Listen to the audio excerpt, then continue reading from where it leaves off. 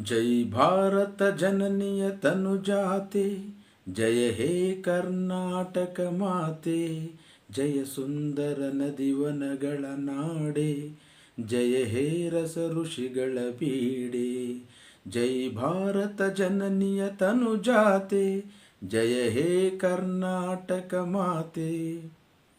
ನಮ್ಮ ಕನ್ನಡ ನಾಡನ್ನು ಗಂಧದ ಬೀಡು ಅಂತ, ಚಂದನವನ ಅಂತ ನಾವು ಹೆಮ್ಮೆಯಿಂದ ಬೀಗ್ತೀವಿ. ಕವಿಗಳು, ದಾಸರು, ಶರಣರು, ರಾಜಮಹಾರಾಜರು, ಶ್ರಮಿಕರು ಇವರೆಲ್ಲರೂ ಕಟ್ಟಿ ಬೆಳೆಸಿದಂಥ ನಮ್ಮ ನಾಡು, ಹೆಮ್ಮೆಯ ನಾಡು ಕನ್ನಡ ನಾಡು. ನಮಗೆ ಇರುವಂಥ ತಾಯಿನಾಡು ಇದು. ನಮ್ಮ ಭಾಷೆ ನಮಗೆ ದೇವರು, ನಮ್ಮ ನಾಡೇ ನಮಗೆ ತವರು ಮನೆ. ಇದು ಕನ್ನಡಿಗರ ಒಂದು ಅಸ್ಮಿತೆ. ಕರ್ನಾಟಕ ಅಂತಂದರೆ ಕರ್ನಾಟಕ, ಕನ್ನಡ ನಾಡು, ಕರುನಾಡು ಅಂತ ಕರೆಯುವ ನಮ್ಮ ತವರು ಮನೆ ಇದು. ಭಾರತ ಮಾತೆಯ ಮಗಳು ಅಂತ ಕುವೆಂಪು ಅವರು ಭಾಳ ಅದ್ಭುತವಾಗಿ ಕಟ್ಕೊಡ್ತಾರೆ ನಮಗೆ. ಆದರೆ ಇಂತಹ ನಾಡನ್ನು ನಾವು ಉಳಿಸ್ಕೋತೀವ ಅನ್ನೋದೇ ಈಗ ಒಂಥರ ಭಯ ಆಗ್ತಾಯಿದೆ.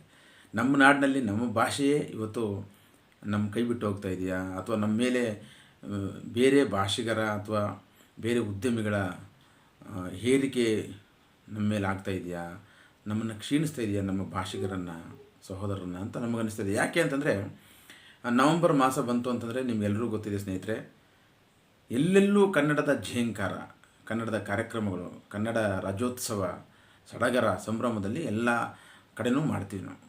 ಊರೂರು, ಹಳ್ಳಿಗಳಲ್ಲಿ ಎಲ್ಲ ಕಡೆನೂ ಮಾಡ್ತೀವಿ ನಾವು. ಈಗಲೂ ಮಾಡ್ತಿದ್ದೀವಿ, ಸ್ವಲ್ಪ ಕಡಿಮೆ ಆಗಿದೆ. ಹಿಂದೆಲ್ಲ ಕನ್ನಡ ರಾಜ್ಯೋತ್ಸವ ಅಂತಂದರೆ ನಮಗೆ ಇಡೀ ತಿಂಗಳು ಪೂರ್ತಿ ಸಂಭ್ರಮದ ಆಚರಣೆ ಆಗಿರ್ತಿತ್ತು. ಹಾಗಾಗಿ ಏನಾಗಿದೆ ನಮ್ಮನ್ನು ಅಂದರೆ ಈಗ ಕೇವಲ ಕನ್ನಡದ ಬಗ್ಗೆ ಮಾತನಾಡೋರನ್ನ, ಕನ್ನಡ ಸಭೆಗಳು ಮಾಡೋರನ್ನ ಅಥವಾ ಕನ್ನಡ ಕಾರ್ಯಕ್ರಮಗಳು ಮಾಡೋರನ್ನ ನವಂಬರ್ ಕನ್ನಡಿಗರು ಅಂತ ನಮ್ಮವರೇ ನಮ್ಮನ್ನು ಛೇಡಿಸೋ ಮಟ್ಟಕ್ಕೆ ಬಂದು ನಿಂತಿದ್ದೀವಿ ಈಗ. ಅದು ಒಂದು ರೀತಿ ನಿಜನೇ. ಯಾಕೆಂದರೆ ನಾವು ವರ್ಷ ಪೂರ್ತಿ ಸುಮ್ಮನೆ ಇದ್ದು ನವಂಬರಲ್ಲಿ ನಮ್ಮ ಕನ್ನಡ ರಾಜ್ಯೋತ್ಸವದ ಬಗ್ಗೆ ಮಾತಾಡೋಕ್ಕೆ ಶುರು ಮಾಡ್ತೀವಿ.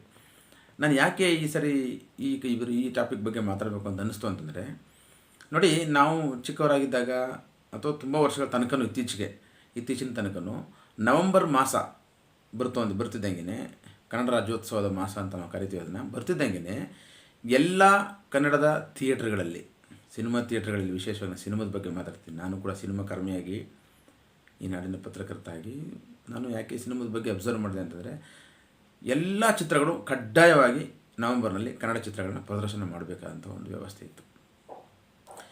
ಮೊನ್ನೆ ನನಗೆ ನಮ್ಮ ಸ್ನೇಹಿತರಲ್ಲಿ ಹೇಳ್ತಾಯಿದ್ರು, ಏನು ಸರ್ ಹಿಂಗೆ ಆಗೋಯ್ತಲ್ಲ, ನನ್ನನ್ನು ಛೇಡಿಸ್ತಾಯಿದ್ರು, ನೀವೆಲ್ಲ ಸಿನಿಮಾದವರು, ನಿಮ್ಮ ಸಿನಿಮಾಗಳೆಲ್ಲ ಹೊರಟೋದು ಅಂತ. ಯಾಕೆ ಅಂತಂದರೆ ಈಗ ನೋಡಿ, ನವಂಬರ್ ಮಾಸ ಬಂದಿದೆ, ಎಲ್ಲ ಚಿತ್ರಮಂದಿರಗಳಲ್ಲೂ ಬೇರೆ ಪರಭಾಷೆ ಚಿತ್ರಗಳೇ ತುಂಬ ತುಳುಕ್ತವೆ. ಒಂದು ಕಾಲಕ್ಕೆ ಡಬ್ಬಿಂಗು ವಿರುದ್ಧವಾಗಿ ನಾವೆಲ್ಲ ದೊಡ್ಡ ದೊಡ್ಡ ಚಳವಳಿ ಮಾಡಿದ್ವು ಕನ್ನಡಿಗರು. ಗೋಕಾಕ್ ಚಳವಳಿ ಆಯಿತು, ಇಲ್ಲಿ ಕನ್ನಡ ಚಳವಳಿಗಳು ಬೇಕಾದಷ್ಟಾಗಿವೆ. ಡಬ್ಬಿಂಗ್ ವಿರೋಧಿಯಾದಂಥ ಚಳವಳಿಗಳು ಚಿತ್ರರಂಗದವರೆಲ್ಲ ಮಾಡಿದ್ರು. ಗಡಿನಾಡನ್ನು ರಕ್ಷಣೆ ಮಾಡೋದಕ್ಕೆ ಅನೇಕ ಸಂಘ ಸಂಸ್ಥೆಗಳು ಉಟ್ಕೊಂಡಿವೆ. ಕರ್ನಾಟಕ ರಕ್ಷಣೆ ಮಾಡೋದಕ್ಕೆ, ನೆಲ ಜಲ ರಕ್ಷಣೆ ಮಾಡೋದಕ್ಕೆ ಅಂತೇಳಿ ಬೇಕಾದಷ್ಟು ಸಂಘಟನೆಗಳು ಇವತ್ತು ಉಟ್ಕೊಂಡಿದ್ದಾರೆ. ಆದರೆ ಅವರೆಲ್ಲರೂ ನೆಲ ಜಲದ ಬಗ್ಗೆ ಹೋರಾಟ ಮಾಡ್ತೀವಿ ಅಂತ ಹೇಳ್ತಾರೆ. ಆದರೆ ಇವತ್ತು ನವಂಬರಲ್ಲಿ ಇದೀವಲ್ಲ ನಾವು, ಒಂದೇ ಒಂದು ಚಿತ್ರಮಂದಿರಗಳಲ್ಲಿ ಎಲ್ಲ ಯಾವುದು ರಿಲೀಸ್ ಆಗಿರ್ತವೆ ಅದು ಮಾತ್ರ ಇರುತ್ತೆ. ಮೊದಲು ಕಡ್ಡಾಯವಾಗಿ ಬೇರೆ ಯಾವುದೇ ಭಾಷೆ ಸಿನಿಮಾ ಓಡ್ತಿದ್ರು ಅದನ್ನು ತೆಗೆದಾಕಿ ಕನ್ನಡ ಚಿತ್ರವನ್ನೇ ಪ್ರದರ್ಶನ ಮಾಡುವಂಥ ಒಂದು ವ್ಯವಸ್ಥೆ ಇತ್ತು, ತುಂಬ ವರ್ಷಗಳ ಕಾಲ ಇತ್ತು. ನಮಗೆ ನವಂಬರ್ ಮಾಸ ಬಂತು ಅಂದರೆ ಎಲ್ಲ ಚಿತ್ರಮಂದಿರಗಳಲ್ಲೂ ಹಳೆಯದಾಗಲಿ ಹೊಸದಾಗಲಿ ಕನ್ನಡ ಚಿತ್ರಗಳಿರ್ತವೆ ಅಂತ ತುಂಬ ಖುಷಿ ಆಗ್ತಿತ್ತು. ಆದರೆ ಇವತ್ತು ಯಾವ ಸ್ಥಿತಿ ಇಲ್ಲದೆ, ಡಬ್ಬಿಂಗ್ ಬಂದಿದೆ. ಅಟ್ಲೀಸ್ಟು ಡಬ್ಬಿಂಗ್ ಚಿತ್ರಗಳನ್ನಾದ್ರೂ, ಅಂದರೆ ಪರಭಾಷೆಯ ಕನ್ನಡ ವರ್ಷನ್ ಇರುವಂಥ ಚಿತ್ರಗಳನ್ನಾದರೂ ಹಾಕಿದ್ದಾರೆ ಅಂದರೆ ಅದೂ ಇಲ್ಲ. ಎಲ್ಲ ಇವತ್ತು ಅದು ವಿಶೇಷವಾಗಿ ಈಗ ನೋಡುವಂಥದ್ದು ಮಲ್ಟಿಪ್ಲೆಕ್ಸ್ ಪರದೆಗಳು ಬಂದುಬಿಟ್ಟಿದ್ದಾವಲ್ಲ, ಅದರಲ್ಲಿ ಎಲ್ಲ ಹಿಂದಿ, ಈವನ್ ಮರಾಠಿ ಚಿತ್ರಗಳು, ಮಲಯಾಳಂ ಇರ್ಬೋದು, ತಮಿಳು ಇರ್ಬೋದು, ಎಲ್ಲ ಭಾಷೆ ಚಿತ್ರಗಳು ಅವರವ್ರದ್ದೇ ಭಾಷೆಯಲ್ಲಿ ಓಡ್ತಾಯಿದೆ. ನಮ್ಮ ಕನ್ನಡ ಸಿನಿಮಾಗಳು ಹೊರಗಡೆ ಬಿಡುಗಡೆ ಆದರೆ ಅವು ಕನ್ನಡ ಸಿನಿಮಾಗಳಿಗೆ ಜಾಸ್ತಿ ಥಿಯೇಟ್ರ್ಗಳು ಸಿಕ್ಕಲ್ಲ. ಇನ್ನು ಕರ್ನಾಟಕದಲ್ಲೇ ಕನ್ನಡ ಸಿನಿಮಾಗಳಿಗೆ ಜಾಸ್ತಿ ಥಿಯೇಟ್ರ್ ಸಿಗ್ತಿರುವಂಥ ಸ್ಥಿತಿಗೆ ತಲುಪಿದ್ದೀವಿ. ಇದನ್ನು ನಾವು ಬಹಳ ಗಂಭೀರವಾಗಿ ಯೋಚನೆ ಮಾಡಬೇಕು ಅಂತ ನನಗನ್ನಿಸ್ತು. ಯಾಕೆ ಕನ್ನಡ ಚಿತ್ರಗಳ ಕಥೆ ಹಿಂಗಾಗೋಯ್ತು? ಮೊದಲೇ ಈಗ ಕನ್ನಡ ನಾಡಿನಲ್ಲಿ ಕನ್ನಡ ಚಿತ್ರಗಳು ಓಡ್ತಾ ಇಲ್ಲ. ಬೇರೆ ಬೇರೆ ಚಿತ್ರಗಳು ಕೋಟಿಗಟ್ಟಲೆ ಸಂಪಾದನೆ ಮಾಡ್ತವೆ. ಕೆಲವರು ಸವಾಲಾಗ್ತಾರಂತೆ, ಇದೇ ಕರ್ನಾಟಕದಲ್ಲಿ ನಾವು 1000 ಕೋಟಿ 100 ಕೋಟಿ ಮಾಡ್ಕೊಂಡು ಹೋಗ್ತೀವಿ ಅಂತ ಸವಾಲಾಗ್ತಾರೆ. ನಾವು ನೋಡಿದ್ದೀವಿ ಬೇರೆ ಬೇರೆ ನಿರ್ಮಾಪಕರು. ಕನ್ನಡ ಚಿತ್ರಗಳಿಗೆ ಚಿತ್ರಮಂದಿರಗಳೇ ಸಿಗ್ತಾ ಇಲ್ಲ. ಕನ್ನಡ ಚಿತ್ರಗಳನ್ನ ಕೊಂಡ್ಕೊಳ್ಳೋರಿಲ್ಲ. OTTಗಳಲ್ಲಿ ಕನ್ನಡ ಚಿತ್ರಗಳನ್ನು ಏನು ಸಣ್ಣ ಪುಟ್ಟ ಬೆಲೆ ಕೇಳ್ತಾರೆ, ಅಥವಾ ಸಣ್ಣ ಬಜೆಟ್ ಚಿತ್ರಗಳನ್ನ ಕೇಳೋರೇ ಗತಿ ಇಲ್ಲ. ಸೊ ಇಂಥ ಸ್ಥಿತಿಯಲ್ಲಿ ಕನ್ನಡ ನಾಡಿನಲ್ಲೇ ಕನ್ನಡ ಚಿತ್ರಗಳಿಗೆ ಇವತ್ತು ಬೆಲೆ ಇಲ್ಲದೆ ಇರುವಂಥ ಸ್ಥಿತಿ ಬಂದು ತಲುಪಿದ್ದೀವಿ. ಒಂದು ಕಾಲಕ್ಕೆ ಕನ್ನಡ ಚಿತ್ರರಂಗ ಅಂದರೆ ಎಷ್ಟು ಅದ್ಭುತವಾಗಿತ್ತು, ಎಂತೆಂಥ ಚಿತ್ರಗಳನ್ನ ಕೊಟ್ಟರು, ಎಂತೆಂಥ ನಿರ್ದೇಶಕರು, ಕಲಾವಿದರು, ತಂತ್ರಜ್ಞರು ಭಾರತೀಯ ಚಿತ್ರರಂಗಕ್ಕೆ ತಮ್ಮದೇ ಆದಂಥ ಕೊಡುಗೆ ಕೊಟ್ಟಿದ್ದಾರೆ. ರಾಷ್ಟ್ರ ಮತ್ತು ಅಂತಾರಾಷ್ಟ್ರ ಮಟ್ಟದಲ್ಲಿ ಕನ್ನಡ ಚಿತ್ರರಂಗ ತನ್ನ ಏಳಿಗೆಯನ್ನು ಸಾಧಿಸಿದೆ. ಡಾಕ್ಟರ್ ರಾಜ್ಕುಮಾರ್ ಅಂತ ದೊಡ್ಡ ನಟರು ಇಡೀ ವಿಶ್ವದ ಗಮನ ಸೆಳೆದಂಥ ನಟರಿದ್ದಾರೆ. ನಮ್ಮಲ್ಲೂ ಬೇಕಾದಷ್ಟು ಐತಿಹಾಸಿಕ ಸಿನಿಮಾಗಳಿರ್ಬೋದು, ಪೌರಾಣಿಕ ಸಿನಿಮಾಗಳಿರ್ಬೋದು, ಅಥವಾ ಸಾಂಸಾರಿಕ ಸಿನಿಮಾಗಳು, ಎಲ್ಲ ಥರದ ಜಾನರ್ಗಳು. ರಾಜ್ಕುಮಾರ್ ಅಂತೂ ಎಲ್ಲ ಜಾನರ್ನಲ್ಲೂ ಥ್ರಿಲ್ಲರ್ ಇರ್ಬೋದು, ಬಾಂಡ್ ಇರ್ಬೋದು, ಸಾಂಸಾರಿಕ ಎಲ್ಲದರಲ್ಲೂ ತಮ್ಮ ಪ್ರಭುತ್ವವನ್ನು ಸಾಧಿಸಿದಂಥ ನಟರು. ಇಂಥ ಅದ್ಭುತವಾದಂಥ ಚಿತ್ರರಂಗ ಇವತ್ತು ಕನ್ನಡಿಗರೇ ನೋಡದ ಸ್ಥಿತಿಗೆ ಬಂದಿದೆ ಅಂತಂದರೆ ಯಾರು ಕಾರಣ? ಇದನ್ನು ನಾವು ಬಹಳ ಗಂಭೀರವಾಗಿ ಯೋಚನೆ ಮಾಡಬೇಕು. ಕನ್ನಡ ಚಿತ್ರರಂಗದ ತಂತ್ರಜ್ಞರಿರ್ಬೋದು, ರಾಜಕಾರಣಿಗಳಿರ್ಬೋದು, ಸಂಸ್ಕೃತಿ ಇಲಾಖೆ ಇರ್ಬೋದು, ಅಥವಾ ಹೋರಾಟಗಾರರಿರ್ಬೋದು, ಇವತ್ತು ಯಾಕೆ ಇಂತಹ ಒಂದು ಗತಿ ಬಂತು ಅಂತ ನಾವು ಯೋಚನೆ ಮಾಡಬೇಕು. ಇಲ್ಲಾಂದರೆ ಮುಂದೊಂದು ದಿನ ನಮ್ಮ ಕನ್ನಡ ಚಿತ್ರಗಳನ್ನೇ ನಿರ್ಮಾಣ ಮಾಡೋಕ್ಕಾಗದಿರುವಂಥ ಪರಿಸ್ಥಿತಿ ಬರುತ್ತೆ. ಆ ಸ್ಥಿತಿಗೆ ಬಂದಿದ್ದೀವಿ ಈಗ. ಯಾಕೆಂದರೆ ಯಾವ ಕನ್ನಡ ಸಿನಿಮಾಗಳು ಕೂಡ ಇವತ್ತು ಚಿತ್ರಮಂದಿರಗಳಿಗೆ ಬರ್ತಾಯಿಲ್ಲ, OTTನಲ್ಲೂ ಬರ್ತಾಯಿಲ್ಲ. ಇಂಥ ಸ್ಥಿತಿನಲ್ಲಿ ನಾವು ಬಹಳ ಸೀರಿಯಸ್ ಆಗಿ ಗಂಭೀರವಾಗಿ ಯೋಚನೆ ಮಾಡಬೇಕಾಗಿದೆ.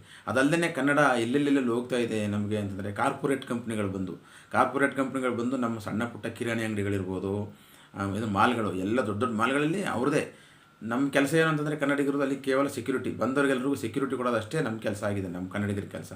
ಅಲ್ಲಿ ದೊಡ್ಡ ದೊಡ್ಡ ಮಾಲ್ಗಳು ಬಂದು ಸಣ್ಣ ಪುಟ್ಟ ಕಿರಾಣಿ ಅಂಗಡಿಗಳು ನಮ್ಮ ಕನ್ನಡಿಗರನ್ನು, ಅಥವಾ ಪ್ರಾವಿಷನ್ ಸ್ಟೋರ್ಸು, ದಿನಸಿ ಅಂಗಡಿಗಳೇ ಇಲ್ದಂಗೆ ಆಗೋಯ್ತು, ಎಲ್ಲವೂ ಮಾಲ್ಮಯ ಆಗೋಯ್ತು. ಇನ್ನು ಕಾರ್ಪೊರೇಟ್ ಕಂಪ್ನಿಗಳಲ್ಲಂತೂ ಕನ್ನಡಿಗರಿಗೆ ಕೆಲಸವೇ ಇಲ್ಲ. ಇನ್ನು ಖಾಸಗಿ ಶಾಲೆಗಳು ಬಂದು ಕನ್ನಡ ಶಾಲೆಗಳನ್ನೆಲ್ಲ ನುಂಗು ಹಾಕೋದು, ಅಲ್ಲಿ ಕನ್ನಡ ಶಾಲೆಗಳು ಆಯಿತು. ಹೀಗೆ ಬೇರೆ ಬೇರೆ ಈ ಬ್ಯಾಂಕ್ಗಳಲ್ಲಿ ನೋಡಿದ್ರೆ ಇವತ್ತು ಕನ್ನಡದ ಪ್ರತಿ ಹಳ್ಳಿಗಳಲ್ಲೂ ಹಿಂದಿ ಭಾಷಿಗರೇ ಬಂದು ತುಂಬಿದ್ದಾರೆ. ಇನ್ನು ಉದ್ಯಮಗಳಲ್ಲಂತೂ ಬೇರೆ ಬೇರೆಯವರಿಗೆ ಮನೆ ಆಗ್ತಾಯಿದ್ದೀವಿ ನಾವು. ಸೊ ಹಳ್ಳಿಗಳಲ್ಲೂ ಕೂಡ ನಮ್ಮ ಹಳ್ಳಿ ಜನಗಳು ಬ್ಯಾಂಕ್ಗಳಿಗೆ ಹೋದರೆ ತುಂಬ ಅವ್ರ ಜೊತೆಗೆ ಪರದಾಡಬೇಕಂತ ಒಂದು ಪರಿಸ್ಥಿತಿ ಇದೆ. ಕನ್ನಡದಲ್ಲಿ ಅವ್ರು ಮಾತಾಡೋಂಗಿಲ್ಲ, ಇವ್ರಿಗೆ ಹಿಂದಿ ಗೊತ್ತಾಗಲ್ಲ. ಸೊ ಬೇರೆ ಭಾಷೆಯವ್ರನ್ನ ತಂದಾಕಲ್ಲ, ಇಲ್ಲಿ ಕೇವಲ ಹಿಂದಿಯವ್ರನ್ನೇ ತಂದಾಕುವಂಥ ಹಿಂದಿ ಹೇರಿಕೆಯನ್ನು ನಮ್ಮ ಮೇಲೆ ಆಗ್ತಾಯಿದ್ದಾರೆ. ಭಾಷೆ ಬರೆಯುವಾಗ ತ್ರಿಭಾಷಾ ಸೂತ್ರವನ್ನು ನಾವು ಪಾಲಿಸ್ತಾ ಇಲ್ಲ. ಸೊ ಹೀಗೆ ಎಲ್ಲ ರೂಪದಲ್ಲೂ ಕನ್ನಡವನ್ನು ಹಿಚ್ಕಾಗ್ತಾಯಿದೆ, ಆಗ್ತಾಯಿದೆ. ಒಂದು ಕೇಂದ್ರ ಸರ್ಕಾರ ಇರ್ಬೋದು, ಅಥವಾ ರಾಜ್ಯ ಸರ್ಕಾರ ಕೇರ್ ಮಾಡದೇ ಇರ್ಬೋದು, ಕನ್ನಡದ ಮಕ್ಕಳಿಗೆ ಕೆಲಸ ಇಲ್ಲದೆ ಇರ್ಬೋದು, ಖಾಸಗಿ ಕಂಪ್ನಿಗಳಲ್ಲಿ ಎಲ್ಲ ಥರದಲ್ಲೂ. ಈಗ ಓದುವ ಅಥವಾ ಬರೆಯುವ ಸಂಸ್ಕೃತಿಯನ್ನು ಮಕ್ಕಳಲ್ಲಿ ನಾವು ಯಾರೂ ಹೇಳ್ಕೊಡ್ತಾನೆ ಇಲ್ಲ, ಆ ಮಟ್ಟಕ್ಕೆ ಬಂದಿವಿ. ಇವತ್ತೆಲ್ಲ ಮೊಬೈಲ್ ಬಂದಮೇಲೆ ಜಾಲತಾಣದಲ್ಲಿ ಹುಡುಗರು ಇವತ್ತಿನ ಹೊಸ ತರುಣರು ಕನ್ನಡ ಬರೆದ್ರೆ ನಮಗೆ ಅಯ್ಯೋ ಅನಿಸುತ್ತೆ, ಅಷ್ಟು ಕೆಟ್ಟ ಕನ್ನಡ ಬರೆದಿರ್ತಾರೆ. ಕನ್ನಡ ಶಾಲೆಗಳು ಅಂದರೆ ತಾತ್ಸಾರಕ್ಕೊಳಗಾಗಿದೆ. ಕನ್ನಡ ಓದೋರು ಗತಿ ಇಲ್ಲ. ಪುಸ್ತಕ ಪ್ರಕಟಣೆಗಳು ಅಥವಾ ಪುಸ್ತಕ ಓದುಗರು, ಪುಸ್ತಕ ಬರಹಗಾರರು ಕ್ಷೀಣಿಸ್ತಾ ಇದ್ದಾರೆ. ತುಂಬ ಪ್ರಕಟಣೆ ಅಂತ ಕಾಣಿಸ್ತಿರ್ಬೋದು, ಆದರೆ ಕ್ಷೀಣಿಸ್ತಾ ಇದ್ದಾರೆ. ಹೀಗಾಗಿ ಎಲ್ಲ ಹಂತದಲ್ಲೂ ನಾನು ಗಮನಿಸ್ತಾ ಬಂದಂಗೆ ಕನ್ನಡ ಅತ್ಯಂತ ನಿಕೃಷ್ಟವಾಗ್ತಾಯಿದೆ ಅಥವಾ ನಿರ್ಲಕ್ಷ್ಯಕ್ಕೆ ಒಳಗಾಗ್ತಾಯಿದೆ. ಇದು ನಾವು ಅತ್ಯಂತ ಗಂಭೀರವಾಗಿ ಗಮನಿಸಬೇಕಂತ ಒಂದು ಪ್ರಶ್ನೆ. ಹೋರಾಟ ಮತ್ತೆ ಶುರು ಆಗಬೇಕಾಗಿದೆ ನಮ್ಮ ಭಾಷೆಗಳನ್ನ ಉಳಿಸೋದಕ್ಕೆ. ಒಂದು ಕಡೆ ಗಡಿನಾಡಿನಲ್ಲಿ ಸಮಸ್ಯೆ ಆಗ್ತಾಯಿದೆ ಕನ್ನಡಿಗರಿಗೆ.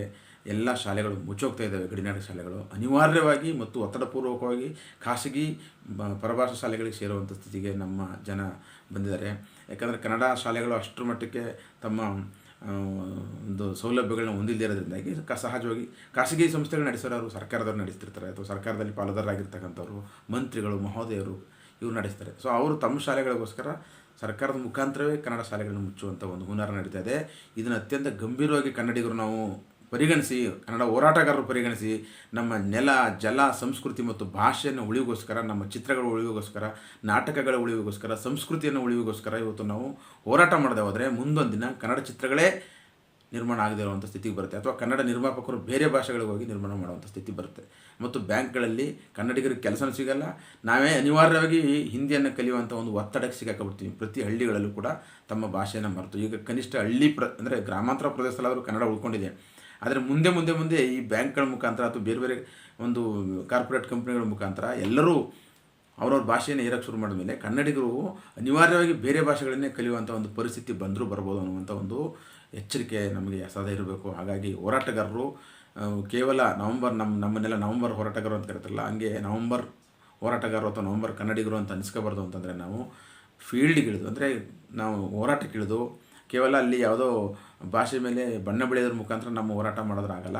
ಆ ಭಾಷೆಯಲ್ಲಿ ತ್ರಿಭಾಷಾ ಸೂತ್ರದಲ್ಲಿ ನಮ್ಮ ಭಾಷೆಯೇ ಮೊದಲಿರಬೇಕು, ಮತ್ತು ಹಿಂದಿಯನ್ನು ಅಲ್ಲಲ್ಲಿ ಹೇರಿಕೆ ಮಾಡೋದನ್ನು ನಿಲ್ಲಿಸಬೇಕು, ಮತ್ತು ಕನ್ನಡ ಶಾಲೆಗಳನ್ನು ಅತ್ಯಂತ ಹೆಚ್ಚಿನ ಸೌಲಭ್ಯಗಳು ಕೊಡೋದ್ರ ಮುಖಾಂತರ ಕನ್ನಡ ಶಾಲೆಗಳು ಬೆಳೆಸಬೇಕು. ಇಂಗ್ಲೀಷ್ ಬೇಡ ಅಂತಲ್ಲ, ಆದರೆ ಕನ್ನಡ ಶಾಲೆಗಳು ಪ್ರಾಮುಖ್ಯತೆ, ಸರ್ಕಾರಿ ಶಾಲೆಗಳು ಪ್ರಾಮುಖ್ಯತೆಯನ್ನು ಪಡ್ಕೋಬೇಕು. ಮತ್ತು ಕನ್ನಡಿಗರಿಗೆ ಎಲ್ಲ ಖಾಸಗಿ ಕಂಪ್ನಿಗಳಲ್ಲಿ ಉದ್ಯೋಗ ಕೊಡಬೇಕು.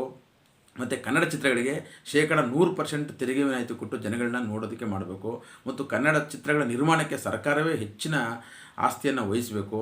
ಮತ್ತು ಹೆಚ್ಚು ಥಿಯೇಟ್ರ್ಗಳಲ್ಲಿ, ಸಿನಿಮಾ ಮಂದಿರಗಳಲ್ಲಿ, ಮಲ್ಟಿಪ್ಲೆಕ್ಸ್ಗಳಲ್ಲಿ ಕನ್ನಡ ಚಿತ್ರಗಳನ್ನ ಕಡ್ಡಾಯವಾಗಿ ಪ್ರದರ್ಶನ ಮಾಡಲೇಬೇಕು ಅನ್ನುವಂಥ ಒಂದು ಸರ್ಕಾರಿ ಸುತ್ತೋಲೆಗಳು ಬರಲಿಲ್ಲ ಅಂತಂದರೆ ನಿಜವಾಗ್ಲೂ ಕನ್ನಡ ಚಿತ್ರರಂಗ ಮತ್ತು ಕನ್ನಡ ನಾಡು, ಕನ್ನಡ ಭಾಷೆ ಬಹಳ ಅಪಾಯಕ್ಕೆ ಸಿಗಾಕೊಳ್ಳುತ್ತೆ ಅಂತ ನಾನು ಈ ಮುಖಾಂತರ ಈ ನವಂಬರ್ ಮಾಸದ ಸಂದರ್ಭದಲ್ಲಿ ಹೇಳಕ್ಕೆ ಇಷ್ಟಪಡ್ತೀನಿ. ಸ್ನೇಹಿತರೆ, ನಾವೆಲ್ಲರೂ ಒಗ್ಗಟ್ಟಾಗಿ ಕನ್ನಡವನ್ನು ಹೆಚ್ಚೆಚ್ಚು ಬಳಸಬೇಕು. ನಾವು ಬರೆಯೋ ಕಡೆ ಎಲ್ಲ ಸರಿಯಾಗಿ ಬಳಸಬೇಕು ಕನ್ನಡವನ್ನು, ತಪ್ಪಾಗಿ ಬಳಸ್ಬಾರ್ದು. ಈಗ ಏನು ಟೈಪ್ ಮಾಡುವಾಗ ಸಣ್ಣ ಸಣ್ಣ ಭಾಷೆಗಳಲ್ಲಿ ಇಂಗ್ಲೀಷ್ನಲ್ಲೇ ಕನ್ನಡ ಮಾಡ್ತೀವಲ್ಲ, ಅಂತಹ ತಪ್ಪುಗಳು ಮಾಡ್ದೇನೆ ಕನ್ನಡವನ್ನೇ ಬಳಸಿ ಕನ್ನಡಿಗರು ಹೆಮ್ಮೆಯಿಂದ ಹೇಳ್ಕೋಬೇಕು ಅನ್ನೋ ಗರ್ವ ಇರಬೇಕು ನಮಗೆ ಕನ್ನಡಿಗರು ನಾವಂತ. ಇದು ನಮ್ಮ ಮಾತೃಭೂಮಿ. ನಮಗೆ ಬೇರೆ ಯಾವ ಭಾಷಿಗರು ಬಂದರೂ ಅವ್ರು ನಮಗೆ ನೆಂಟರು ಅಷ್ಟೇ ಹೊರತು ಇಲ್ಲಿನ ವಾರಸುದಾರರಲ್ಲ. ಇಲ್ಲಿನ ವಾರಸುದಾರರು ನಾವೇ, ನಮ್ಮ ರಾಜ್ಯದಲ್ಲಿ ನಾವೇ ಸಾರ್ವಭೌಮರು ಅನ್ನೋದನ್ನು ನಾವು ಸದಾ ಜ್ಞಾಪಕ ಇಟ್ಕೋಬೇಕು ಅಂತ ಈ ವಿಡಿಯೋದ ಮುಖಾಂತರ ನಿಮ್ಮಲ್ಲಿ ನಾನು ರಿಕ್ವೆಸ್ಟ್ ಮಾಡ್ಕೊತೀನಿ. ಎಲ್ಲರೂ ನಮ್ಮ ಕೈಯಲ್ಲಿ ಸಾಧ್ಯವಾದಷ್ಟು ಹೋರಾಟಗಳನ್ನ ರೂಪಿಸಬೇಕಾಗಿದೆ, ನಮ್ಮ ಕನ್ನಡವನ್ನು ಉಳಿಸ್ಕೋಬೇಕಾಗಿದೆ. ಸ್ನೇಹಿತರೆ, ನಮಸ್ಕಾರ.